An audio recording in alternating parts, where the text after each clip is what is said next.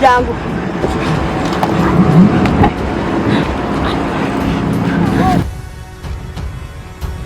Nkumi ttaano, kakaaga, kasanvu, kanaana, kenda, mutwalo.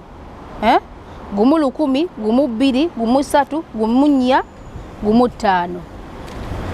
Ndaba oba siraba? Buli kimu kiba ne protocol. Okiwulira? Don't you have any professionalism in your work? Obwana mukubire. Kanfune n'essimu. Polisi batogikubidde. Kanfune n'essimu, it's okay. Bwe yagadde kukubira police. Anti kanfune. Hello. Yes. Yeah, this is Kabira. How are you, Rebecca? Rebecca, how are you? Why you are calling another number? Sometime I'm not doing pick up the number. I'm sorry. I was supposed to call with my number, but this is also my other number. It's okay, no problem. Yeah. Tell me. You are okay? I'm okay, alhamdulillah. Yeah. Okay. I want to see you. Is it possible if I can see you? I have some issue here. There is someone who is disturbing me on media. I wanted to talk to you about this one. When now? Not now, but you can tell me. I am with her, but you can tell me if you are free. I can look for you. You know, sitting here, I'm respecting you. I know. I can even pour this on you. And I will accept it because he did that. I will accept it. Out of love, I have to. Love bears all things. Love tolerates all things. Love takes all things. I'm not giving up. And we don't give up also. We go for what we want. Please. Okay, give me time. We are all adults. Please accept this. Please. I'm not okay, interested. At least accept the check. You know how many checks I have? I know. Your phone is wrong. Ringy, wrong. Tell me why in the middle of the night your phone is wrong. Ringy, wrong.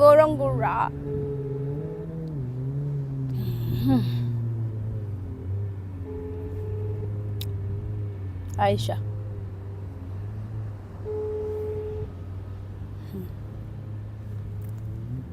Kati badi abasinga mwanvumye.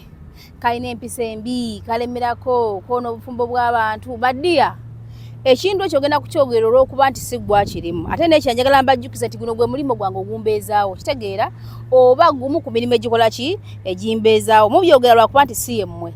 Naye njagala mbagambe nti singa nammwe babadde mmwe nga mwe bwe batumye nga bagenda basasula, terasobola gana kukola ssente. Okitegeera.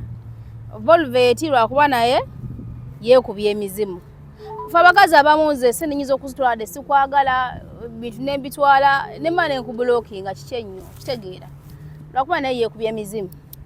Muntu mukulu neeyisanga mwana muto.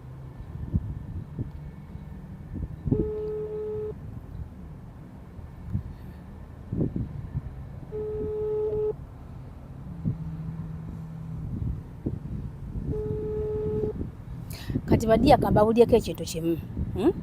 Nze Rozet sima. Kambabulyeko ekintu kimu Aisha ono secretary akyaganya okwata. Nenjagala mbabulyeko ekintu kimu. Nze ekintu kye nagaana mu bulamu bw'ensi kwe kulemererwa.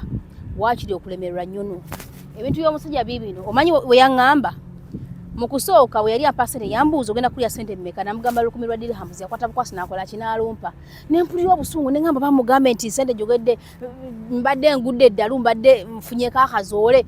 Gwe tewali kirumanga muntu kubuuza ssente mmeka gwe kennyini weeyogera nti ssente bwezi oli nataka nakola bukwasi mu nsawo. Kitegeeza naye nsobola omugamba 5,000 eza dirhams obukadde 5 era asobola okukkiriza n'azimpa. Okitegeera nawulira ennaku naye this time around namubuuza mukama wange. Kubuswavu obwenfunye n'okugatako ku ndopa bikitwala tugende Yesu kyagala ngende omukyala muwe ebintu bineeno nti yes ne mugamba ogenda kumpa ssente mmeka ne mubuuza n'angamba name your price. Do you know what that means? Kitegeeza asobola okumugamba ssente zonna ze neetaaga. Okitegeera. First of all omukyala yamukubutidde wali check, open check, an open check. ya dirhams emitwalo ejo bwe bukadde amakumi aga Uganda shillings cash money mwamulaba omutwalo gumu n'ekitundu obukadde 5 Uganda shillings akantu mwakalaba kale akatono nnyako kale kakostinga omutwalo gwa dirhams obukadde 10 kitegeeza gaya alina ssente kati nze nali just mala bumazi budde nakosa busirusiru okumusaba akasente akatono samanya this time around yangambye name your price kitegeeza nsobola mugamba any kind of money you want kati nyina okunonya Volvate by all means wakiri ebintu nabimusuulira zibusade mugamba nabimuwadde alimba gwe sente ozimanyi Rozet alina empisa embi oli kantu kabi oli wanko oli munnanfuusi singa abeera gwe bana emulimba ebintu ebimu nawe wetekekemu mu ngato za muntu ogambe onayaganye okwaha naye nnemerako ekyo kikozesa simu yange sikozesa simu yange sirimu hello Aisha ugamba ki jebaleko dia enze Rozet ye Rozet okay era nkusaba tonzigyako tokola ki kino nawe kiyinza okugasa bambi kale muyinza okuntwala mugeje muntu taddemu yonna naye nsonyiwa kino ekintu wallahi neetaaga buyambi bwa Aisha okay kakati ebintu nkyabirina omusajja yaŋŋaana omusajja yagana okugenda na ebintu bya Volvate nkyabirina ozijukidde ebintu bya Volvate mbijjukidde ebintu bya Volvate nkyabirina naye Aisha neetaaga obuyambi bwo okitegeera nyina ku namba eri ginakuteekeddeko akamesagi nonziramu kuba kyekituufu kakasente nja kukakuba nze siri nakugambye already nakwadde ku message gye nakuwadde ok'okunyambako ndi willing okuwa dirhams 10 kyo kikkirize saanadde sikulimba naye bannange era tuddemu ebyo bintu bimu ebyo bye twavaamu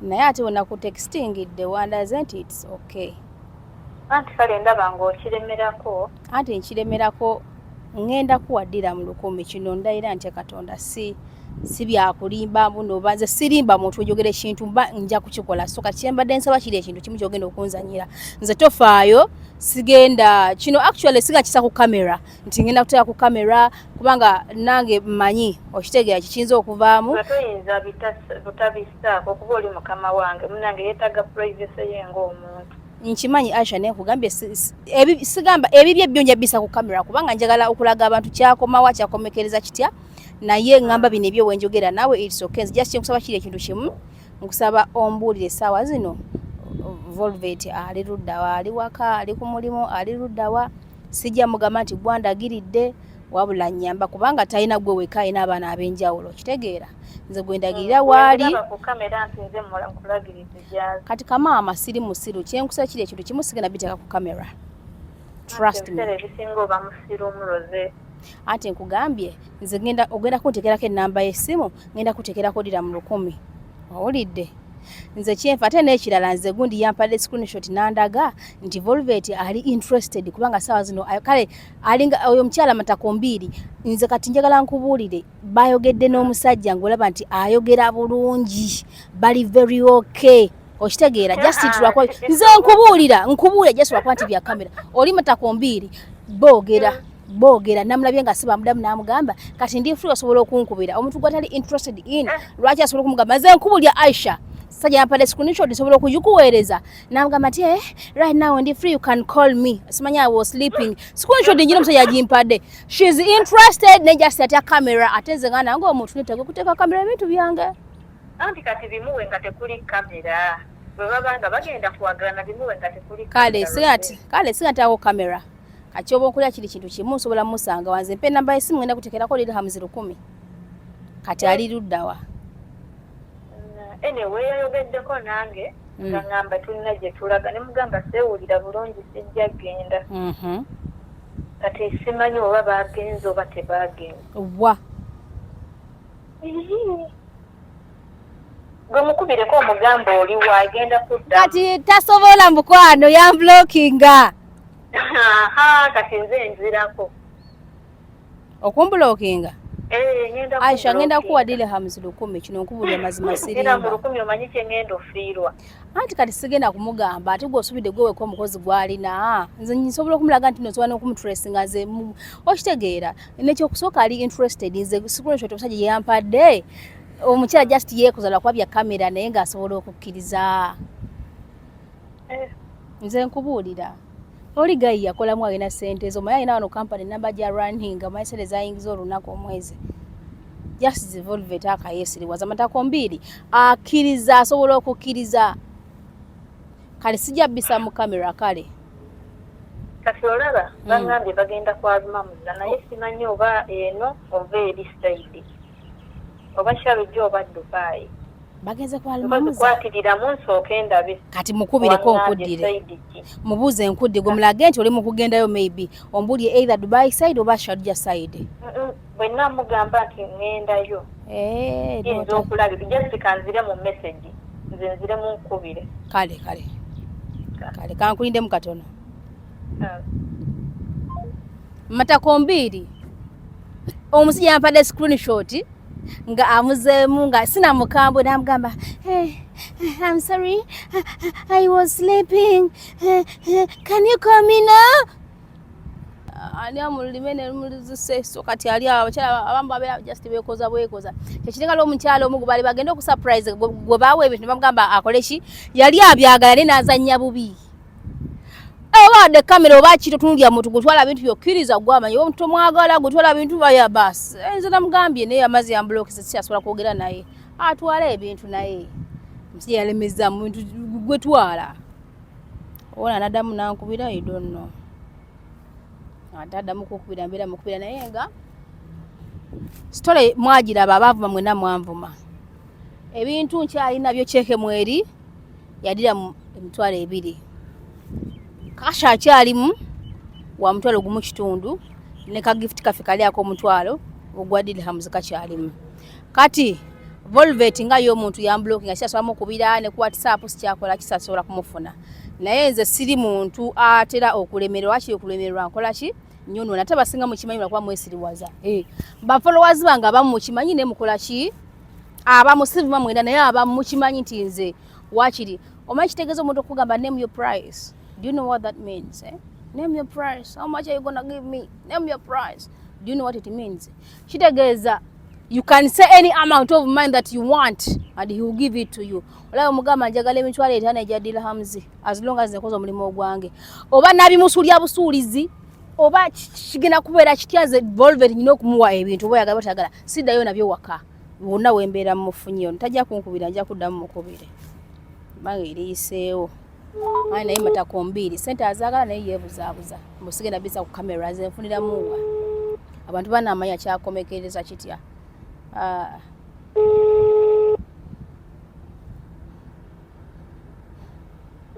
Naye sente azagala naye kamama time bambi.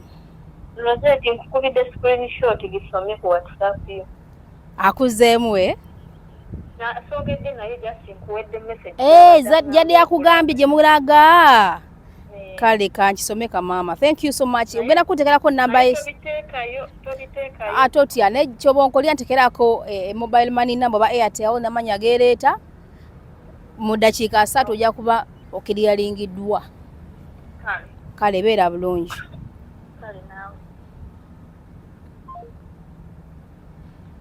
Tell me why in the middle of the night your phone rang, ringy.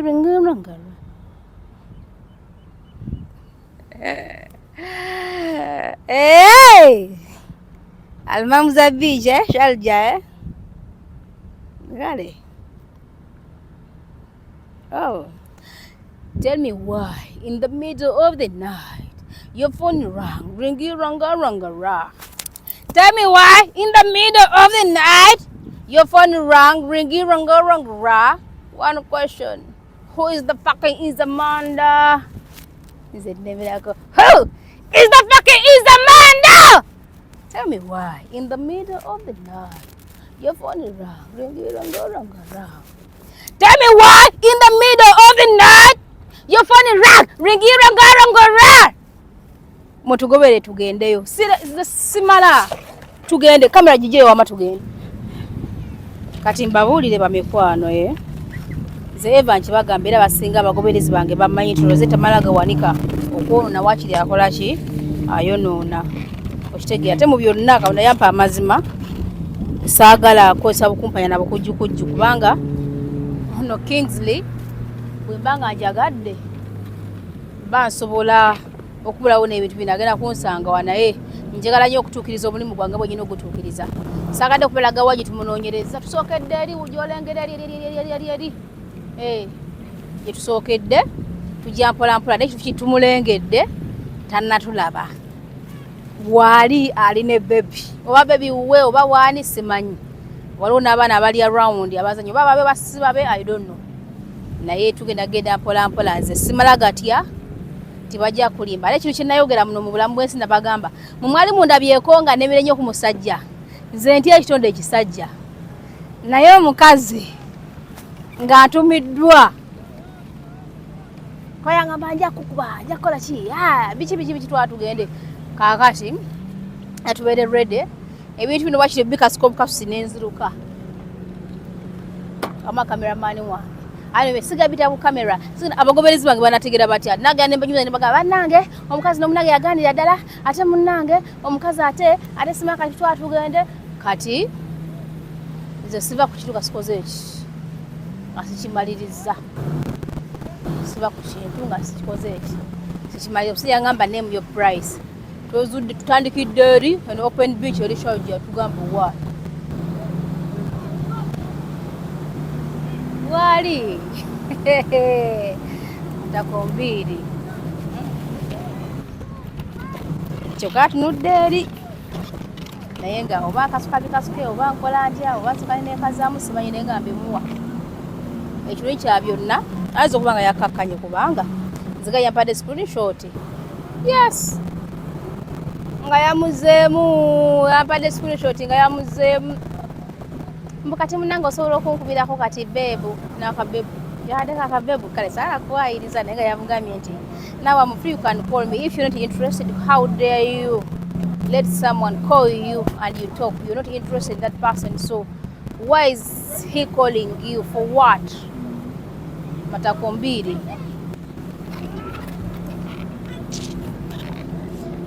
lwakwekaza naye nga ntiddemu tannanda batunudde eri.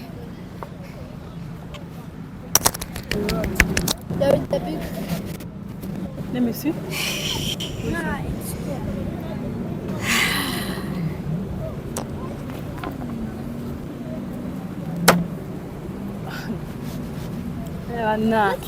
Come on, guys, you go onjagaza size kurana size kuyomba size kola kinaye ndusiza baka wange Kingsley yangambye mwayogedde otegedde otya nga ndi wano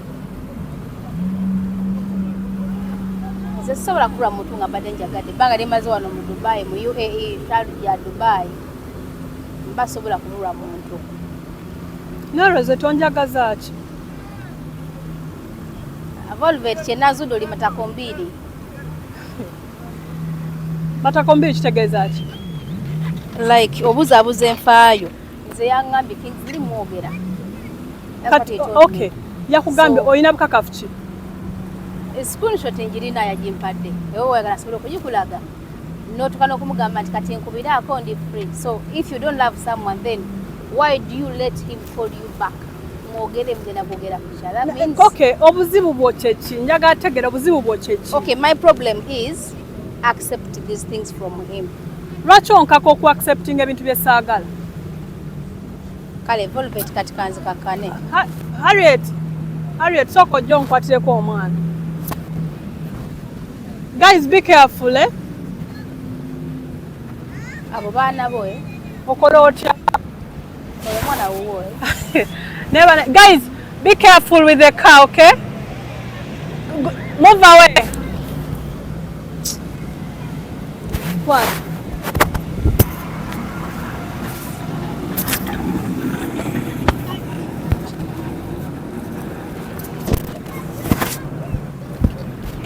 Volvate. kambere ne ki just leka kankubuulire ekintu kimu onjagaza ki kyenjagala omanya no we can be friends leka friends just as in how friends onyonya osiba ontambulirako okitegeera wootukira okunyonya paka mu bbi kyonjagaza ki Volvate olabanga nzemu okunoonya ogenda kukolera ekintu kimu ngenda kusaba busabe kyemmanyi nawe oli muntu akola business nga bw'ogamba nti okola business ez'enjawulo n'ogezaako okulanga n'ofuna ba clients nti bw'ofuna client oba ofuba okulaba nti client oyo afuna kyaba asasulidde oba kye yeetaaga. Volvate njagala ontegere mu mbeera bweti nga ndi mukakkamu nga sikuyomba nga sikuyamba kusikola ki era nkusaba just obeere muntu mukakkamu ogezeeko kuntegeera nti omuntu wakeera ku makya kati Volvate nga bw'olina omulimu gwe gwali ku ono alikwata kamera yaki no Volvate kiri bwe kiti kati nga naawe bw'olina nti recruitment company nti bw'ofuna client oba oyagala nnyo client abeere satisfied just nsaba ontegere mweno ango client satisfaction ya client sigenda kuwuliriza kuba client bw'oyogerako ali kujja kiki kyemungulako kati luli kiyinza okuba mbagambe ntunda omubiri gwange mulyoka omuyite client if you want me to go on my knees and beg you to beg me to do what okwagala omusajja gwe simanyi no tekiri kwagala musajja oba omwagala oba tomwagala kyembadde nsaba you accept these things ogwange gubeera guwedde gaayo oyo musozitwala tolina muganda wo buli muntu aba nekyoyisi kyabeera yagala ate kakizibu kyolina waliwo atayagala omusajja ng'alina ssente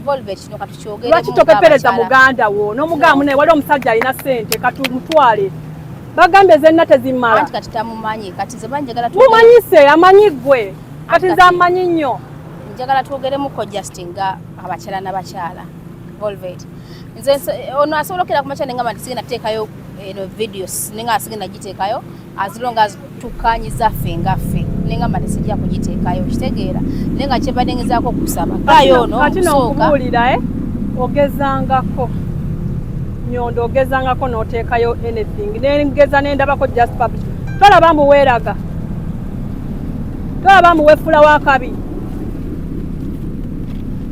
ojjalaba gye binaggwera ojjalaba gye binaggwera kati Volvate sijja kulimba nyiza okuba luli nayogera bubi nembadala nembeera muntu mukyamu naye olwaliro ngenda kubeera mukakkamu wankubira esimu nongamba nzijayo omusango nenzijayo omusango bye bino byewabadde opulaning okuzaako ale kati zekyensaba ate mbadde sagala epulaani yange ebadde ejja kukasukabukasu bintu nziruke naye kikola amakulu embanga njogeddeko nga naawe kubanga oli mukyala munnange okitegeera Volvate ate omuntu wabeera ayagadde muntu aba asobola okulemerako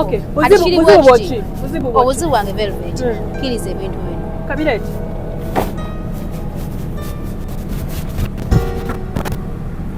agala mbikirize si kyoyagala oyagala ebintu byowulira ngaoyagala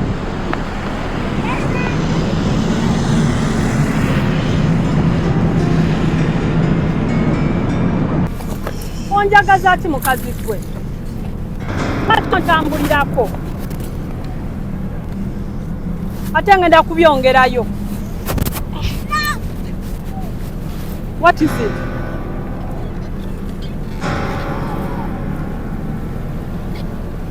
Nyondo njagaza ki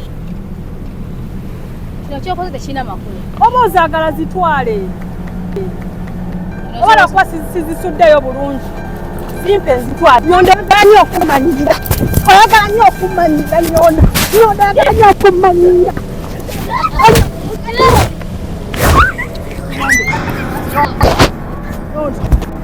Nyondo omanyi nnyo Nyondo omanyi nnyo lwaki omanyira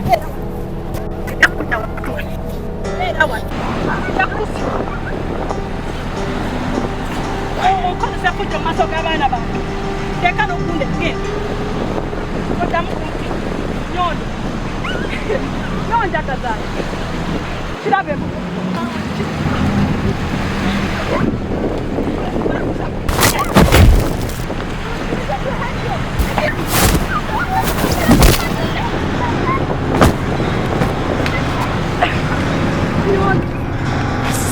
Nyondo kiki oyagala oyagala kino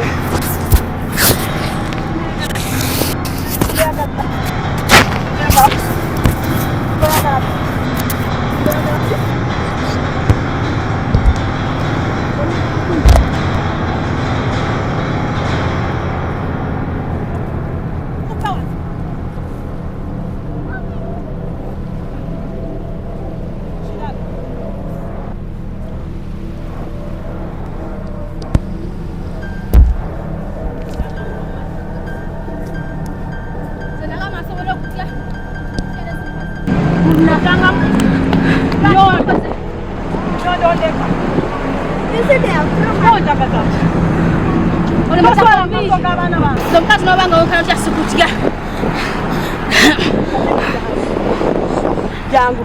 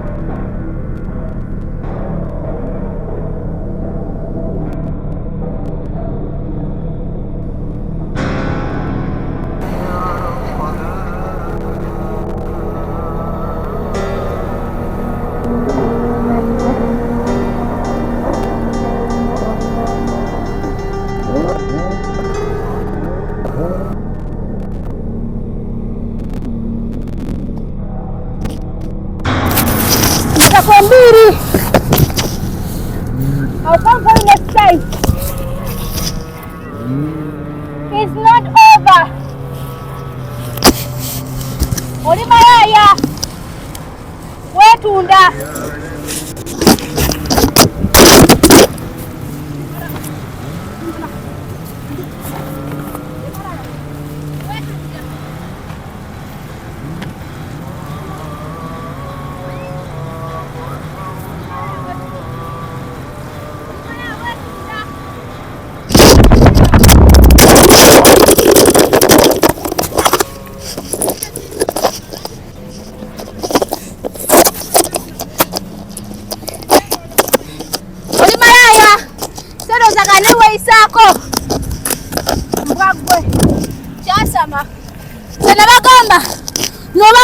Oli mukazi nga wanvu otya nga bakomawa ngusabula jasi kulekede muka respect wale n'abaana mbadde ngina kubaga gabinabina agakugejanga agenjo bukyasama oli malaya wetunda tukimanyi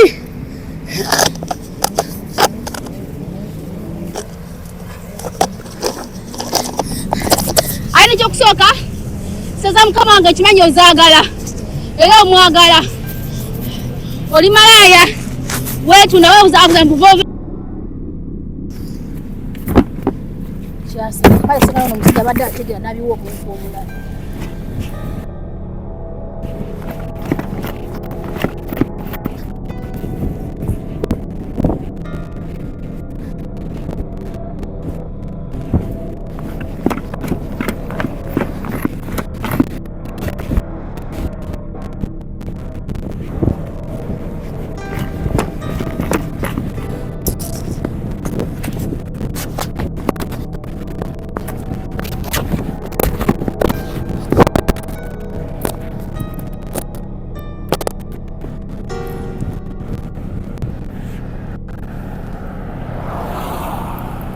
buli kimu nja kusikola nga bwe kiteekeddwa.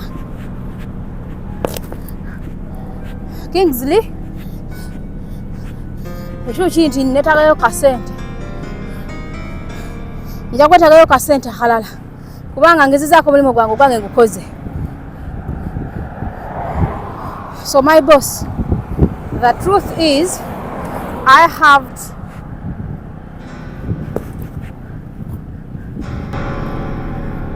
tried my best.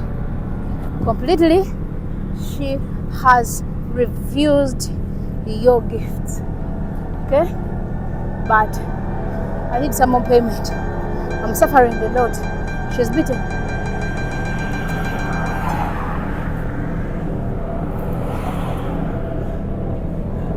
She has beaten me badly.